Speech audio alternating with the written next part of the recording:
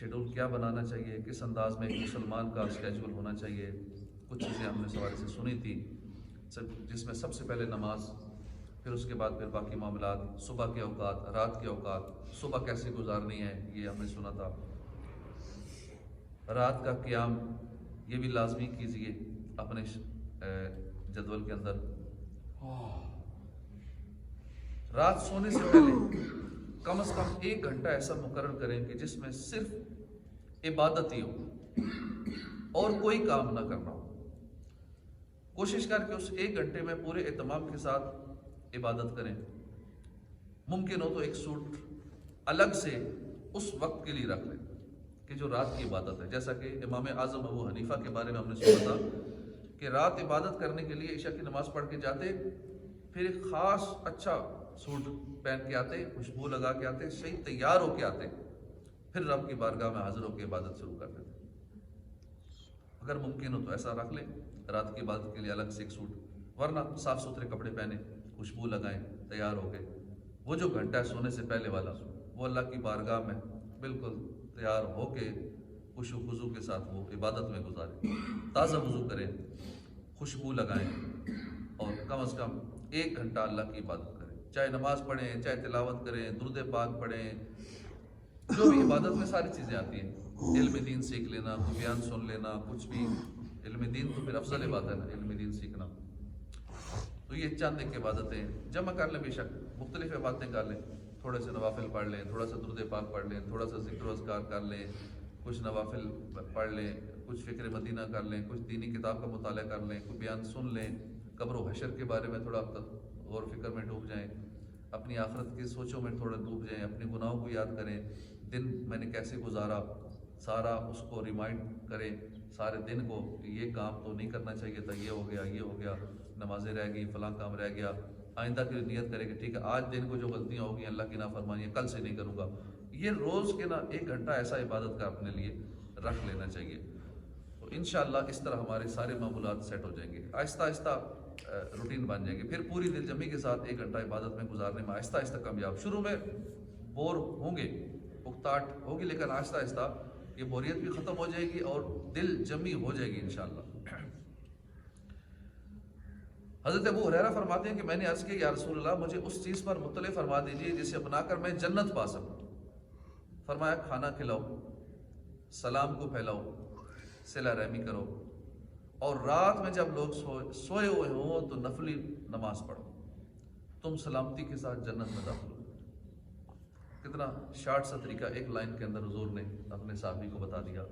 کھانا کھلاؤ، سلام کو عام کرو، سارا دن سلام کرتے رہو، جو ملے اسے سلام کرتے رہو، جاننے والا ہے نہیں جاننے والا سب کو سلام کرو، صلہ رحمی کرو، اور رات میں جب لوگ سوئے ہوں تو نفلی نماز پڑھو، تم سلامتی کے ساتھ جنت میں داخل ہو جاؤ. اللہ کے آخری نبی صلی اللہ علیہ وسلم نے فرمایا جنت میں ایسے بالا خانے ہیں، یعنی اوپر کی سٹوریز ہیں، ڈبل سٹوری، ٹرپل سٹوری، ایسے ایسے بالا خانے ہیں جن کا باہر اندر سے اندر باہر سے دیکھا جاتا ہے. ایک عرابی نے اٹھ کے عرض کیا رسول اللہ وہ کس کے لیے، کس کو ملیں گے؟ آپ صلی اللہ علیہ وآلہ وسلم نے فرمایا یہ اس کے لیے ہے جو نرم گفتگو کرے، کھانا کھلائے، متواتر روزے رکھے، اور رات کو جب لوگ سوئے ہوئے تو اٹھ کر اللہ کے لیے نماز پڑھے. پیارے آقا مدینے والے مصطفیٰ صلی اللہ علیہ وسلم نے حضرت ابو ذر غفاری رضی اللہ عنہ سے فرمایا اگر تم سفر کا ارادہ کرو تو اس کے لیے کوئی تیاری کرو گے؟ عرض کی جی ہاں. فرمایا قیامت کے سفر کا کیا حال ہے؟ اے ابو ذر کیا میں تمہیں ان چیزوں کے بارے میں نہ بتاؤں جو تمہیں اس دن نفع پہنچائیں گے؟ عرض کی یا رسول اللہ میرے ماں باپ آپ پر قربان، ضرور بتائیے. پیارے آقا نے فرمایا کہ قیامت کے دن کے لیے سخت گرمی کا روزہ رکھو، قبر کی وحشت کے لیے رات کے اندھیرے میں 2 رکعتیں پڑھو، بڑے بڑے پیش آنے والے امور کے لیے حج کرو، اور کسی مسکین کو کوئی چیز دے کر یا حق بات کہہ کر یا کسی برے کلمے سے خاموش رہ کر صدقہ کرو. زمانہ رسالت میں ایک شخص کا معمول تھا کہ جب لوگ سو جاتے تو وہ بندہ نماز پڑھتا تھا، قرآن پاک کی تلاوت کرتا تھا اور اللہ کی بارگاہ میں عرض کرتا ہے یا رب النار اجرنی منہا، اے آگ کے رب مجھے اس سے نجات عطا فرما. بارگاہ رسالت میں اس شخص کا تذکرہ کیا گیا تو آپ نے فرمایا جب پھر ایسا ہو تو مجھے اطلاع دینا. چنانچہ جب اطلاع دی گئی تو آپ اس کے پاس تشریف لائے اس کی باتوں کو سنا. جب صبح ہوئی تو فرمایا اے فلاں تو نے اللہ پاک سے جنت کا سوال کیوں نہ کیا؟ تو یہی دعا کر رہا ہے یا اللہ مجھے آگ سے بچا، اے آگ کے رب مجھے اس سے نجات عطا فرما، جنت کیوں نہیں مانگ رہا اللہ سے؟ اس نے عرض کی یا رسول اللہ میرا اتنا مقام کہاں کہ میں اللہ سے جنت مانگوں، اور نہ ہی میرے اعمال اس قابل ہیں کہ میں جنت کا سوال کروں. کچھ ہی دیر گزری تھی کہ حضرت جبرائیل علیہ السلام نے بارگاہ رسالت میں حاضر ہو کر عرض کیا یا رسول اللہ صلی اللہ علیہ وسلم اسے خبر دیجئے کہ اللہ پاک نے اسے آگ سے نجات عطا فرما کر جنت میں داخل فرما دیا.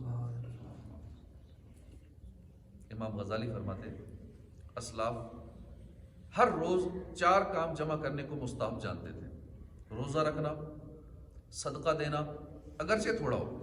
یہ اولیاء کرام کا، اسلاف کا، نیک لوگوں کا معمول رہا ہے کہ یہ 4 کام لازمی کیا کرتے تھے روزانہ، اور 4 کیا کرتے تھے: روزہ، صدقہ دینا، مریض کی عیادت کرنا، جنازے میں حاضر ہونا. ان 4 کاموں کے متعلق پیارے آقا صلی اللہ علیہ وسلم نے فرمایا کہ جس نے ان 4 امور کو ایک دن میں جمع کیا اس کی مغفرت کر دی جائے گی. ایک روایت میں ہے کہ وہ جنت میں داخل ہو جائے گا جو بندہ یہ 4 کام کرے گا. اب جنازہ اگر نہ ملے تو ٹھیک ہے، اس کی نیت ہوتی ہے نا کہ اگر آج کوئی جنازہ ہوتا تو میں پڑھ لیتا، اس کو نیت کا ثواب مل جائے گا. صبح ہی نیت کر لیں یا اللہ آج جو بھی جنازہ مجھے میسر آیا تو میں جنازہ پڑھوں گا. اب دن میں اگر کوئی جنازہ نہیں موقع ملا تو ٹھیک ہے، ثواب تو مل جائے گا. جنازہ اگر ہوتا تو پڑھ لیتا. مریض کی عیادت، تو یہ تو عموماً مریض کوئی نہ کوئی ہوتا ہی ہے ہمارے اڑوس پڑوس میں، جاننے والوں میں، تو اس کی عیادت کر لینی چاہیے. اچھا، روزہ رکھنا ہو سکے تو اس کا معمول بنانا چاہیے. اب تو ویسے ہی روزوں کے دن ہے، آگے رجب آ رہا ہے تو یہ تو روزوں کا ہی مہینہ ہے، عبادت کا مہینہ ہے، دن چھوٹے ہیں، سردیاں ہیں. صدقہ دینا، اب جو غریب سے غریب ہے نا اسے بھی چاہیے کو چھوٹی سی کرنسی، جو سب سے چھوٹی کرنسی ہے 1 روپیہ 2 روپیہ 10 روپے 20 روپے 50 روپے، حسب توفیق روزانہ کچھ نہ کچھ صدقہ لازمی کرنا چاہیے. جو بندہ ایک اپنا معمول بنا لیتا ہے، کچھ عرصے بعد ایک تو اس کے پاس بہت مال آ جاتا ہے، امیر و کبیر ہو جاتا ہے، اللہ کی راہ میں دینے والا، اسے خود نظر آ جاتی ہے اس کی برکات کہ مجھے کیسے کیسے مل رہا ہے اور کیسے غیب سے مل رہا ہے. پتہ نہیں چل رہا، اللہ سے غیب کے دروازے کھول رہا ہے کہ انکم کہاں کہاں سے آ رہی ہے. تو یہ معمول جو بندہ بناتا ہے یہ اس کی تنگ دستی ختم ہوتی ہے. جو روزانہ دے، کچھ نہ کچھ دے، شروع میں تھوڑا دے گا تو دل کی کنجوسی ختم ہوگی، پھر آہستہ آہستہ اس کی سخاوت کی عادت بنے گی. تو روزانہ دینے کا معمول ہونا چاہیے. ہو سکے تو صبح صبح صدقہ ڈالنا چاہیے. اپنے گھر میں ہی ایک باکس الگ سے رکھ لیں جس میں روز صبح صبح صدقہ ڈال دیں. تو انشاءاللہ اپنا بھی ڈالیں، بیوی بچوں، خواتین، بچے سب کی عادت بنائیں، روزانہ سارے کچھ نہ کچھ ڈالیں. تو انشاءاللہ سارے آہستہ آہستہ سخی ہو جائیں گے. کنجوسی کی عادت بچوں سے بھی ختم ہو جائے گی اور گھر کے سارے افراد سے. کیونکہ جو کنجوس ہوتا ہے نا وہ تنگ دست ہو ہی جاتا ہے، چاہے جتنا مرضی کما لے اس پہ آہستہ آہستہ تنگ دستی آ ہی جاتی ہے، اس کو نقصان ہی ہوتا ہے اور آخرت بھی برباد ہوتی ہے. اور کنجوسی ایک ایسی بری چیز ہے کہ یہ جہنم تک لے ہی جاتی ہے، اور سخاوت ایسی چیز ہے یہ جنت میں پہنچا ہی دیتی ہے بندے کو. اگر ان میں سے بعض کے کرنے کا موقع ملے، بعض سے نہ کر سکے جو کام 4 عرض کیے امام غزالی نے، تو نیت کے اعتبار سے تمام اعمال کا ثواب انشاءاللہ مل جائے گا. اللہ کے نیک بندے یہ ناپسند کرتے تھے کوئی دن ایسا گزرے جس میں انہوں نے صدقہ نہ کیا ہو، اگرچہ ایک کھجور یا پیاز یا روٹی کا ٹکڑا ہی کیوں نہ ہو. کیونکہ رحمت عالم صلی اللہ علیہ وسلم نے فرمایا بروز قیامت بندہ اپنے صدقے کے سائے میں ہوگا حتیٰ کہ لوگوں کے درمیان فیصلہ کر دیا جائے گا. ایک روایت میں ہے کہ رسول اکرم صلی اللہ علیہ وسلم نے فرمایا جہنم کی آگ سے بچو اگرچہ کھجور کے ایک ٹکڑے کے ذریعے بچو.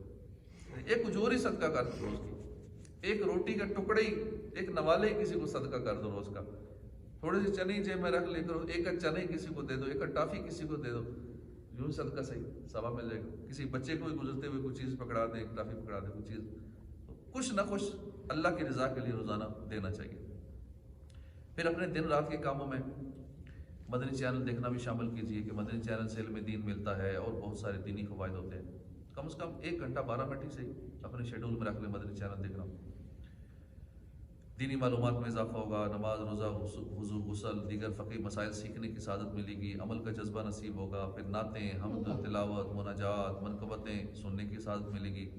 نیکی کی دعوت دینا، برائی سے منع کرنا بھی ہر مسلمان کی بنیادی ذمہ داریوں میں سے ہے. لہٰذا نیکی کی دعوت کو عام کرنے کے لیے بھی وقت نکالیے. کوشش کریں کہ روزانہ کچھ نہ کچھ وقت نکالیں جس میں دوسروں کو نیکی کی دعوت دیں. نماز کے لیے کہیں، نیک کاموں کا کہیں، ذکر و اذکار کا کہیں، نوافل کا کہیں، درود پاک پڑھنے کا کہیں. اگر کوئی گناہ کر رہا ہے تو اس کو پیار محبت سے اس گناہ سے بچنے کا ذہن بنائیں لیکن طریقے سے، تاکہ اگلا مائنڈ بھی نہ کرے اور مان بھی لے. تو یہ دن رات گزارنے کا آسان سا جدول عرض کیا. اس کے مطابق ہم دنیاوی مصروفیات کو نبھاتے ہوئے بڑی آسانی سے نیکیوں والی زندگی گزارنے میں کامیاب ہو سکتے ہیں. اللہ پاک عمل کی توفیق عطا فرمائے. اور سب سے پہلے جب نیکیوں کا شیڈول اپنے جدول میں رکھیں گے تو باقی معاملات اللہ کی رحمت سے خود ہی سیٹ ہو جائیں گے. جب آپ اپنا صبح اٹھنے کا، رات سونے کا معمول کہ جلدی 2 گھنٹے کے اندر عشاء پڑھ کے 2 گھنٹے کے اندر سو جائیں. اور جو یہ عبادت والا عرض کیا کہ 1 گھنٹہ عبادت سونے سے پہلے، وہ اسی 2 گھنٹوں میں عبادت کا شیڈول رکھ لیں کہ سونے سے پہلے. عموماً لوگ سونے سے پہلے موبائل ہی، سوتے سوتے ہی موبائل ہی، تو یہ نقصان دہ، آنکھوں کے لیے نقصان دہ ہیں. پھر ایسی خطرناک ریڈیشنز خاص کر رات کو جو نکلتی ہیں وہ ایسی نقصان دہ ہوتی ہیں، کوئی نیند کے اندر بھی خلل پیدا کرتی ہیں، دماغ کے سیلز کو ڈیمیج کرتی ہیں، نقصان پہنچاتی ہیں، نیورانس ڈیمیج ہوتے ہیں. اسی طرح بہت سارے اس کے اور بھی نقصانات ہیں رات کو اس طرح کے موبائل اسکرین کو یوز کرنے کے. تو جب 1 گھنٹہ سونے سے پہلے عبادت میں گزاریں گے تو اب نیند بھی سکون سے آئے گی. اور نیند میں پھر ایسی نیند جس میں خواب میں آقا کا دیدار نصیب ہوتا ہے. وہ ایسے لوگ ہوتے ہیں جو رات کو عبادت کرتے کرتے سوتے ہیں، قبر و حشر کی باتیں کرو. اگر رات کو جنت کی سیر کر لیں، رات کو سارے معاملات کہاں سے گھوم کے آ جائیں.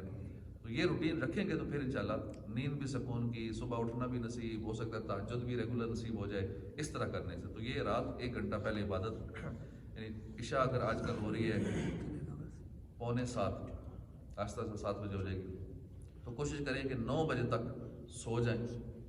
اب 9 سے پہلے 1 گھنٹہ عبادت میں رکھ لیں شیڈول میں، تو انشاءاللہ سارا معاملہ سیٹ ہو جائے گا. صبح بھی جس طرح ہمارا یہ وقت عبادت میں گزرتا ہے، علم دین کا ایک بہترین حلقہ ہوتا ہے، اس میں اشراق الچاشت بھی نصیب ہو جاتی ہے. تو یہ صبح کا وقت سیٹ کر لیں، رات کا وقت سیٹ کر لیں، نمازوں کا ٹائم سیٹ کر لیں، باقی ساری روٹین ویسے ہی سیٹ ہو جائے گی انشاءاللہ. باقی معاملات میں ایسی برکت پڑے گی، سستیاں بھی ختم ہو جائیں گی اور انشاءاللہ روحانیت بھی ملے گی، کم وقت میں زیادہ کام ہو جائیں گے. اللہ پاک عمل کی توفیق عطا فرمائے. آمین بجاہ نبی الامین صلی اللہ علیہ وآلہ وسلم.